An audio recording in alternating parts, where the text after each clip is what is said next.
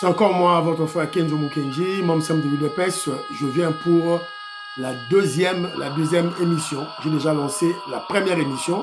Suivez-la. Voilà, donc au cours de cette émission, de la première émission, on a beaucoup plus parlé des révélations de Pascal Balamwangi. Voilà, donc qui nous parle du dossier de Jackie Ndala dans la profondeur parce que il y a les noms qui sont cités, des Rwandais qui font des opérations de sabotage chez nous à Kinshasa. Alors, on est beaucoup plus focalisé dans le brassage, mixage, infiltration dans l'armée, alors que les Rwandais ont placé les militaires dans nos services, dans nos entreprises publiques. Donc, on doit se lever maintenant pour surveiller partout, partout, partout, partout. Voilà. Et on a parlé du général Mbala Moussensé, qui a été convoqué au niveau de la justice et il a préféré parler à huis clos pour citer tous les infiltrés. Voilà. Donc, Bolanda, première émission, voilà tout et tout là. Alors, au cours de la deuxième émission, je vais vous présenter une vidéo. C'est une vidéo de Patrick Lokala.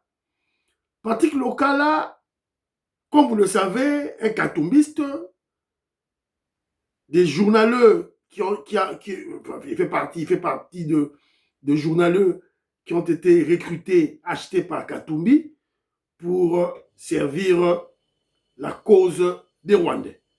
Chemin faisant, apparemment, selon ce que nous observons ces derniers temps, il aurait changé de camp. Il n'est pas le seul avec Peter Tiani. Alors, mais on les observe parce que nous ne sommes pas dupes, nous ne sommes pas des naïfs pour gober comme ça facilement leur volte-face à leur maître, Moïse Katumbi. Alors on se pose aussi des questions. Est-ce que c'est un problème d'argent? Parce que eux ils fonctionnent par coup de billets de banque. Est-ce que c'est à cause de manque d'argent? Parce que Katumbi n'a plus de l'argent, n'a plus d'argent comme on nous faisait miroiter à l'époque où voilà, Katumbi, multimilliardaire, il s'est essoufflé, il n'a plus d'argent. Est-ce que c'est ça la raison? On ne sait pas. Mais toujours est-il que je vais vous présenter une vidéo dans laquelle ce katumbiste, je ne parlerai même pas en termes d'ex-katumbiste parce que je n'ai pas confiance en eux, Patrick Lokala, qui expose Jean-Marie Kassamba. Alors on se pose la question, évidemment, qu'est-ce que les services attendent pour mettre la main sur ce délinquant de Jean-Marie Kassamba? Voilà un kabiliste, c'est lui qui recrute, qui forme et qui surveille, et en fin de compte, qui paye tous ces journaleux qui sont là pour intoxiquer, manipuler, mentir les Congolais. Alors, mais avant ça, parce que hier, on avait parlé de Martin Fayoulou, je suis tombé sur quelques petites vidéos. Voilà, on va placer des vidéos sur Martin Fayoulou. Mais avant de parler de Martin Fayoulou, à la première émission, je vous ai parlé du Sénégal. Le Sénégal qui vient d'être détrôné voilà, par la CAF, soi-disant que maintenant, c'est le Maroc qui devient champion d'Afrique. Alors, mais j'avais omis un élément très important. Dans ma réflexion, au cours de la première émission, j'avais omis un élément très important. Parce que je vous ai souvent dit, en politique, pour mieux comprendre, il faut analyser l'élément ou le dossier dans la globalité. Alors moi, j'ai commis une erreur d'analyser ce dossier du Sénégal sur le plan purement sportif et sur le plan business, affaires. Et j'avais omis sur le plan politique ou diplomatie. Et selon moi, je crois que la décision de la CAF, évidemment, cette organisation qui organise le tournoi de football entre nations sur le plan africain, sur le plan continental, cette structure vient de frapper le Sénégal. Pourquoi? Pourquoi? Je me suis arrêté seulement sur les faits, sur le plan purement sportif et sur le plan purement des affaires. Mais j'ai oublié un aspect, l'aspect politique et diplomatie. Il n'y a pas longtemps, le Sénégal vient d'adopter des lois qui vont punir les homosexuels au Sénégal. Sûrement, vous avez vu ça, tout le monde a suivi ça. Le Sénégal vient d'adopter des lois punissant l'homosexualité, l'emprisonnement des homosexuels au Sénégal. Et vous avez vu comment la communauté internationale avait réagi. Et je crois que, je suis sûr et certain, 100%, à 100%, je suis sûr et certain que c'est là la raison pour laquelle on vient de détrôner le Sénégal comme champion d'Afrique de football. Et je crois que le Sénégal, le régime actuel, entre dans des ennuis terribles. Ils doivent faire très attention. Très attention. Voilà, donc je crois que j'avais omis cet aspect. Et cet aspect politique et diplomatique a beaucoup plus influencé la CAF pour détrôner le Sénégal comme champion d'Afrique de football en 2025 en faveur du Maroc. Voilà, donc, alors, hier, je vous avais présenté le parti local. Il a fallu alors, parti local, Tolanda, qu'est-ce qu'il dit?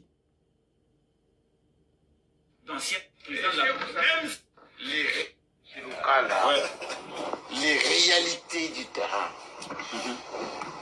les cas exposés, la situation de l'armée exposée.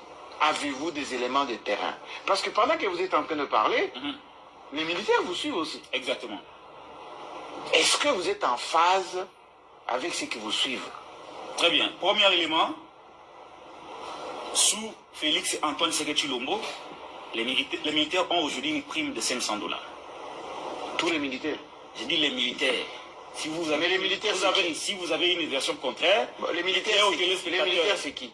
Dites-les, ce sont des militaires. Un militaire congolais gagne 500 000 $. Sous Tshisekedi, oui. Et c'est vérifiable, vous avez des entrées au ministère des Finances, vous savez très bien que les militaires touchent 500 $ à sous Tshisekedi. Ce qui n'a jamais été le cas sous Joseph Kabila Kabange. Vous savez que sous Tshisekedi, il y a la loi de la programmation militaire qui existe, qui est aujourd'hui en application. Mais nous disons, ce n'est pas suffisant. Il faut faire mieux. Il faut faire mieux dans la stratégie de la défense et de la sécurité. Il faut faire mieux dans la stratégie des équipements. Il faut faire mieux même par rapport à ces 500 $. Il faut ajouter plus. Ça, c'est le premier élément. Le deuxième élément. Vous avez... Le deuxième élément. Je vais conclure, parce que la parole doit tourner. Vous me coupez aussi. Non, je vous coupe parce que vous êtes en train de faire une manière dithyrambique les choses. Avez-vous le salaire exact d'un général des forces armées? Le montant exact? Non, on ne peut pas ici, pour secret défense, surtout en temps de guerre, commencer à spéculer sur les salaires des militaires. Ça peut constituer, ça c'est de manière générale. Mais vous n'allez pas me demander le salaire d'un général. Si je donne le salaire d'un général, ce salaire sera comparé, s'il vous plaît, Jean-Marie, c'est très dangereux. Si je donne le salaire d'un général, je connais le salaire, mais si je le donne maintenant, le salaire d'un général est plus élevé que le salaire de celui qui est au fond. Ça peut démoraliser les troupes. Et donc je ne peux pas tomber sous le coup de l'effraction de démoralisation de troupes. Mais Joseph Kabila n'est pas n'importe quel citoyen, il n'est pas comme Jean-Marie, il n'est pas comme Beledou, il n'est pas comme Izouba. C'est un ancien président de la République, détenteur des secrets de défense, des secrets d'État.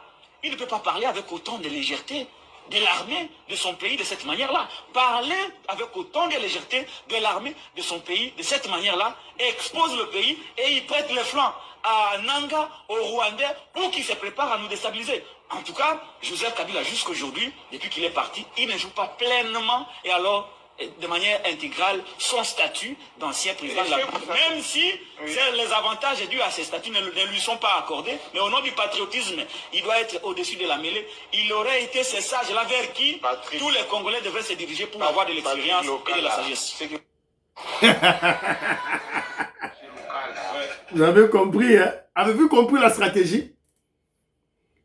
Si vous suivez bien cet élément, cet extrait, vous allez comprendre que Jean-Marie Kassamba, dans son rôle de kabiliste de sang de première heure, dans son rôle de larve ou des maquis, des œufs que les kabilistes ont laissés pour le moment en RDC, pour continuer à faire le travail de la Kabylie et de la Kagami, et de saper, de saboter les actions du régime du président Félix Tshisekedi. Jean-Marie Kassamba, dans son rôle de saboteur, c'est lui qui recrute, c'est lui qui contrôle, c'est lui qui donne le narratif, c'est lui qui paye tous ces journaleux-là qui sont contre le régime à travers sa maudite chaîne de télévision Télé 50. C'est Jean-Marie Kassamba. Alors, si vous observez bien qu'est-ce qui s'était passé, qu'est-ce qui s'est passé? C'est que Jean-Marie Kassamba, dans sa tête, il croit que Patrick Lokala est toujours parmi leurs rangs. Il fait toujours partie de leurs recrues. Alors que le monsieur, on ne sait pas pourquoi et comment, il commence déjà à faire une démarcation, à quitter ce navire de nos ennemis. Alors, si vous observez bien cet extrait, vous comprendrez que avant l'émission, Jean-Marie Kassamba avait déjà briefé tous ces journaleux-là, tous ces journalistes vassaux de la Kagami, comme des Dou Jésus Beledou, comme les Yves Bouya. Voilà, ils sont très nombreux, les Edmond Izouba, ils sont très nombreux. Alors, il les avait déjà coachés. Alors, quand il pose la question, il savait que Patrick Lokala devait profiter de cette occasion pour, évidemment, salir le gouvernement, salir le régime. Mais malheureusement pour Jean-Marie Kassamba, Patrick Lokala a donné des faits pour évidemment des faits vérifiables et véridiques. Quand il parle de la prime de $500, une prime de $500 des militaires au front, c'est vrai, c'est connu de tout le monde. Et vous avez vu comment Jean-Marie Kassamba s'est énervé, il était en colère et il a interrompu Patrick Lokala. Alors, moi, je ne comprends pas jusqu'aujourd'hui. Qu'est-ce que les services attendent? Maman Lisette Kabang, CNC. Qu'est-ce que vous attendez? Le Conseil national de cybercriminalité. Qu'est-ce que vous attendez? Qu'est-ce que vous attendez pour évidemment punir Jean-Marie Kassamba? Qu'est-ce que vous attendez? Qu'est-ce que vous attendez? Moi, je ne comprends plus rien. Aner, Demiap, qu'est-ce que vous attendez? Voilà un monsieur qui est libre, un kabiliste qui est libre, qui fait des opérations, des opérations de sabotage. Parce que ça commence par les médias. Voilà, je vous ai expliqué hier à travers mon émission comment ils sabotent la sécurité, comment ils alimentent l'insécurité pour créer la psychose. Et ils envoient leurs gens tuer des gens, faire des kidnappings et des faux kidnappings. Après, ils ont des politiciens, ils ont leurs médias et leurs journalistes qui vont amplifier l'information qui peut être vraie ou fausse afin de créer la psychose de la population. Voilà, donc moi je crois que nos autorités doivent être compétents et puis voilà, ils doivent agir le plus vite possible. Voilà, c'est ce que j'allais vous montrer et vous avez tous vu. Alors, pour terminer notre toute petite émission, nous avons Martin Fayoulou. Hier, je vous avais posé la question, il y a Martin Fayoulou. Je vois peut-être que donc, Joanna Salagi, maman Nampiaka, dans la ville de Kinshasa. Kinshasa, 20 millions d'habitants. Il y a ceux qui fêtent, il y a ici.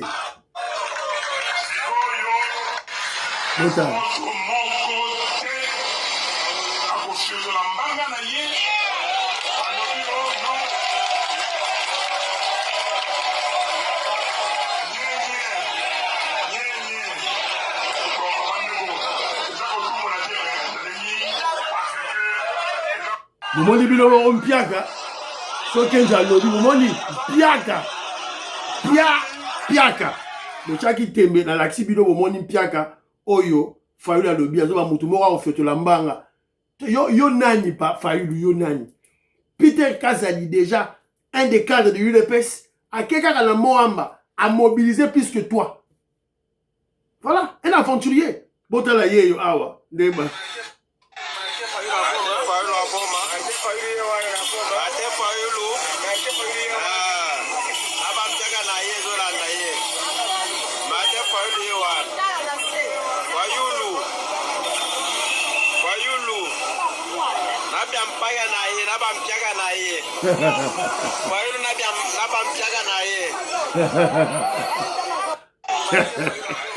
Boboni, Martin Fayoulou va Pierre Ganaye, Yewana. Donc, à la fin, moi je comprends pas. On nous avait dit que Fayoulou, un intellectuel, attend à Mingi. Mais comment à chaque reprise, Martin Fayoulou ne sait pas faire un bon diagnostic de la conjoncture politique chez nous? Il ne sait pas le faire. Il s'est ressaisi en retard. Il va de l'autre côté, mais en réalité, je crois, je ne parlais pas en termes de mon intuition, mais je crois que Martin Fayoulou, il sait ce qu'il fait. En fait, Martin Fayoulou, comme je vous ai souvent dit, ce sont des recrues de Roubaix-Roi, ceux-là qui ont alimenté le réseau. Et je vous avais dit tantôt, il n'y a pas longtemps, que Fayoulou est dans la poche du président Félix Tshisekedi. Fayoulou a dans la poche à Fatih Béton. Fayoulou a dans la poche à Fatih Béton, il est au frais. Alors certains me diront que je vous connais le baron Nengenini, mais non. Il est en train de jouer le rôle que le président Félix Tshisekedi a joué le rôle. Voilà.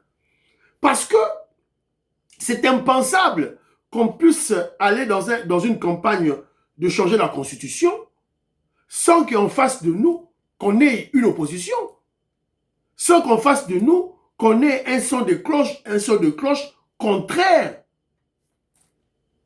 au nôtre. Donc moi je crois que avant de jouer rôle naïe, pas PC rôle naïe, yo jouer en haut. Mais tu kede naïe tina souka, tu ke référendum, constitution l'équipe parce qu'il n'est pas populaire. Alors, lui, ce qu'il ne comprend pas en plus de cela, est que la politique, c'est avant tout le rapport de force. Le rapport de force où? Mais le rapport de force sur le terrain. Lorsqu'on parle du rapport de force sur le terrain, c'est la capacité d'un leader ou d'une formation politique de mobiliser le peuple. Bon, il a fallu mobilisation à Sali. Parti politique n'est décidé, ils ont fêté ceux qui ont 17 ans, ceux qui ont 15 ans, ceux qui ont âgé, parti politique décidé. Na Kinshasa, une capitale de 20 millions d'habitants. Voilà, c'est ridicule. Alors, Moutoua Boye, Azoloba, n'a ta casquette d'anga commandant du peuple. N'a barré route, mais Fayulu, tu rêves. Vous avez rêvé. Tu vas bloquer qui? UDPS, ils ont bloqué Bango. Bon, voilà. Voyons voir. On va changer la constitution. On va changer la constitution. Pour partager l'émission. Bye.